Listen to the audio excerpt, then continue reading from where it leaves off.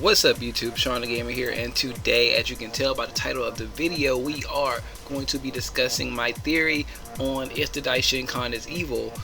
Why would he be doing what he's doing? And I think I've gathered enough evidence. There's probably a little bit more out there, but I'm pretty sure I've gathered enough evidence from the series and listening to other people, YouTubers, reading comments and things like that about this, that I've come to some type of conclusion on what the Daishinkan plan is. I actually have like a written out thing about this. It's on, I put it on the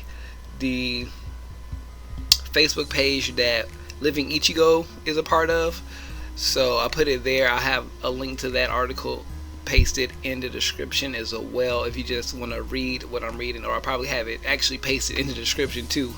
So first off, let me read off a few hints and things like that. Well, as you can tell, there's no video, so if you want to click off and just listen for a little while, I'll try to throw some music into the background of this for a little background ambiance with that SMAR stuff for you guys. So just tab out, keep grinding on your Dokkan and all that stuff.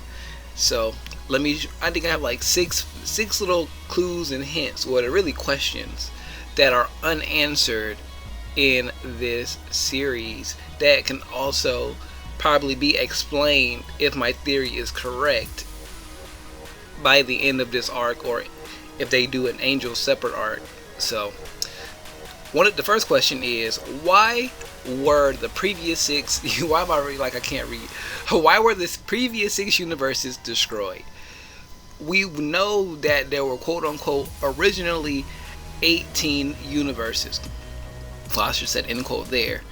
But in this theory, it's gonna sound a little far-fetched, but once I start tying everything together, it'll make sense. So why were 6 universes previously destroyed? What happened to the other 6 angels from those universes? Because from what we know, when an angel doesn't have a guardian or a god of destruction to govern, they become inactive. But we haven't seen or heard any word of an extra 6 angels as far as we know right now, unless these 4 other angels come out of nowhere when the Daishinkan really does reveal his plan, if he does have one, and they're on his side and the other angels have to fight them and they're like super powerful. That'd be kind of cool. But where are these inactive angels if 6 universes got destroyed already? And that was one theory that I didn't take into consideration for my theory, because I think where the little like backstory to all this came from, you can insert the other angels getting destroyed and they'll probably all still come out the same. Where was I? Oh, why are the angels watching over gods of destruction? I never understood that. Why would you have an angel watching over a god of destruction? Did something previously happen where the god of destruction needs to be monitored now? Why is time traveling to the past banned or limited? I might just find a way to like put all this up here. Why is time traveling to the past limited or forbidden? That's something that we still never had answered. They said, oh, it's dangerous because just in case you mess something up, but no, I think there's something else going on. Why are the gods of destruction able to be getting white? Wait, I can't write. Why are the gods of destruction getting? Basically, why are the gods able to be destroyed with the universe and the angels aren't? Is what I was trying to say. That's something all of in itself, right there. But it also ties into this. And I think the last little bullet point of questions that I had: why don't the gods of destruction have as much knowledge about the multiverse as the angels, quote unquote angels? So I'm gonna read what I wrote and see if you guys get what I'm saying here. So first, I think there were more than 18 universes at the start, and only recently, maybe hundreds or thousands of years ago, did the Omni King destroy the 6 universes that Whis told Goku and Vegeta about during the early parts of Dragon Ball Super. So let me stop right there. So remember, I think there were more than 18 universes. I don't know how many there were. Maybe there was an even 20 or 21 universes, and then maybe Zeno was like, nah, I don't like that number. Snap, gone. And then we were down to 18 that Whis and them know about. So, like I said, it could have been any number of universes. It could have just been one extra. It could have been 19 universes. So, and okay, let me read the next part. Maybe the Daishinkan saw Zeno-sama, yeah, I wrote that, destroy a few universes long ago and noticed that Zeno got weaker. Like how in the Harry Potter movies, Lord Voldemort split his life force into several items, animals, people. Zeno's Horcruxes are the universes, and for some reason he doesn't realize it. So, second part. The Daishinkan saw Zeno-sama destroy some universes, and him being an angel or whatever he is, some divine being, he noticed that Zeno got weaker. It's like, right now I can't destroy him, he's too powerful, because he just snap a finger and erase my ass. But maybe if I can get him to destroy some universes, the more universes he destroys, the weaker he gets. And once we're down to the last universes, maybe the last 4, that's all 4 remaining, I'm just saying, I'm throwing it in there, I can destroy him and take over. So that's where the whole Harry Potter little thing came from. I got that from Unreal Gaming ENT's video. One of his commenters said, what if the, pretty much what I just said with the whole Harry Potter thing, Voldemort's Horcruxes thing, and in Dragon Ball Super, it'll be Zeno and the universes, and the more universes get destroyed, the weaker he actually gets. So, where did I leave off? Okay, so here we go. Next part. So the Grand Priest has been slowly trying to get him to destroy more universes so he can take over. And once the gods of destruction at that time somehow got wind of what he was planning, they staged a rebellion on the Daishinkan. But he went to Zeno and told him they were trying to overthrow him, Zeno, and got Zeno to destroy them. So I'm going to stop right there. Let me stop right there. Let me highlight so I know where I left off. So basically that whole part is just saying, over time, the Grand Priest has been trying to manipulate Zeno and plan out how to start getting him to destroy more universes. So once he finally probably had a plan in action to get Zeno to erase a whole bunch of universes for no reason except to get him weaker, maybe the God of Destructions had a summit, and they just noticed something was off with the Daishinkan or something like that, or maybe the Daishinkans always had some type of evil, sinister models, even from the beginning of, I guess, the time him and Zeno were around, I guess the beginning of time. So, he just had this plan, he had it ready.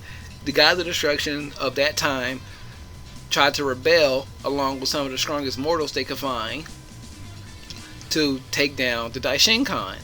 But the Daishinkan went to Zeno, told Zeno that the gods of destructions of these universes are rebelling and they want to take you out. They don't want to be governed by you anymore. So Zeno so this goes into the next part. Oh my god, if I can stop coughing, I'm sorry. Maybe he only destroyed 6 universes with the strongest fighters as an example of what will happen if they try to rebel again. And then had the other guys destroyed, replaced, or something else with the strongest person in each universe, i.e. Beerus, Champa, and all the other guys of destruction. And that's why I got in parentheses here, and that's why they can be destroyed too, because they're not like the angels who were created. They are mortals who were elevated to a different status, elevated to God's status, but they're still physically a part of that universe, and that's why Beerus and all of them can get destroyed with their universes. Remember, this is all just a theory. So, and I continue on, and had the angels Weezvados created, and this is where this was like 2 o'clock in the morning, and this is where I just got really like, I don't know, like, what if? So, at this point, they're replacing the old gods with Beerus, Champa, and everybody else, and maybe Zeno, when the Daishinkan was like, you know what, I need angels, I need more protection to make sure this doesn't happen again. So the angels were created. And what if the angels were created out of those 6? Well, hold on. Those 6. Oh no, why am I saying those 6? No, then the angels of those last remaining universes were created out of the old gods of destructions from those universes, and then maybe Daishinkan tampered with their minds, their soul, maybe put a little piece of his soul into the old gods of destruction, so they will be under his control, and elevated them to the status of an angel, so they can be not the guardians, but the watchers, the camera, the spy camera, if you will, to see what's going on in all these universes.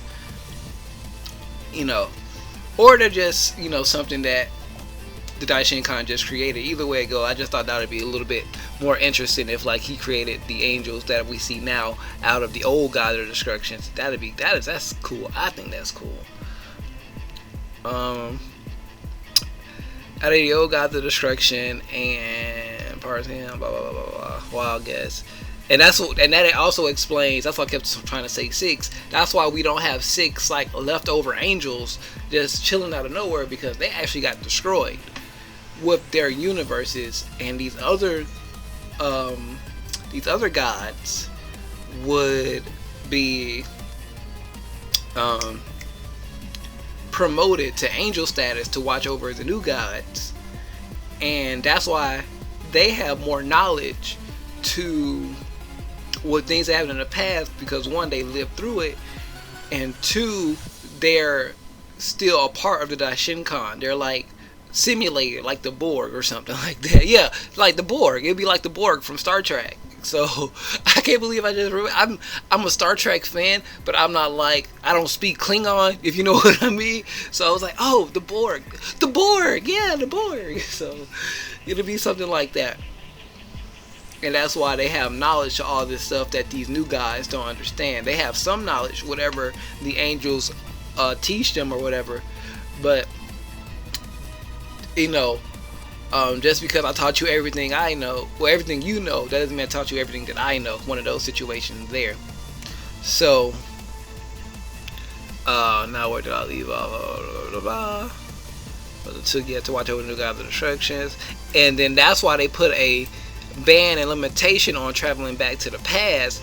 That way, these new gods and all these new mortals being cycled in and out don't get to go back to the past. Is because then they'll find out what's going on and maybe try to start another rebellion or something like that, or try to use the Super Dragon Ball or something to unwish it or something like that. I'm not gonna add anything else to this theory. I'm gonna keep what I got. And we'll probably do a part 2 to this a little later. So that's why time travel is banned, because they don't want anybody to find out about what happens and things like that. So So we move forward into the Universe 6 verse 7 arc. I'm sorry if I keep doing that.